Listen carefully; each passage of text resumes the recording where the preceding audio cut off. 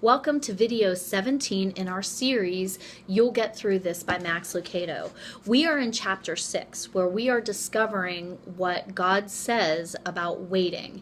And as we plow through this chapter on waiting, Max gives us insight into the lives of people throughout the Bible that had to spend time in God's waiting room. Mary, the mother of Jesus, wow, 9 months of waiting, but the promise of the Messiah was long awaited. I'm on page 63, and Max Lucado says, to wait, biblically speaking, is not to assume the worst, worry, fret, make demands, or take control, nor is waiting inactivity. Waiting is sustained effort to stay focused on God through prayer and belief. To wait is to, quote, rest in the Lord and wait patiently for him, not to fret. And that's found in Psalm 37:7. Nehemiah shows us how to do this. In his book is a memoir of his efforts to reconstruct the walls of Jerusalem, and his story starts with a date. It happened in the month of, and I can't pronounce it. His story starts and talks about how the men brought bad news. Hostile forces had flattened the walls that once guarded the city. Even the gates had been burned. Few remaining Jews were in great trouble, and it was a shame. Nehemiah responded with prayer. O Lord, let your ear be attentive to the prayer of your servant. Give success to your servant today, and grant him mercy in the sight of this man. And it didn't happen that day.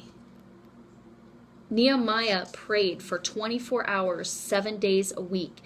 He did not leave his post and go to Jerusalem.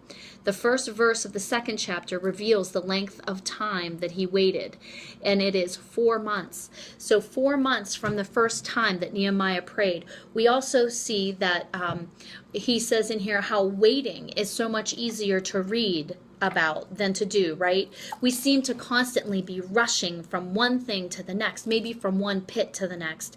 Daniel was one incredible example of a man who was dedicated to God, and the weight his people were oppressed for over 70 years. Daniel entered into a time of prayer on their behalf, and for 21 days he fasted and he labored in prayer. He persisted and he pleaded and he agonized. And then on the 22nd day, a breakthrough. The angel of God appeared, and he revealed to Daniel the reason for the long delay. Daniel's prayer was heard on the first day that it was offered.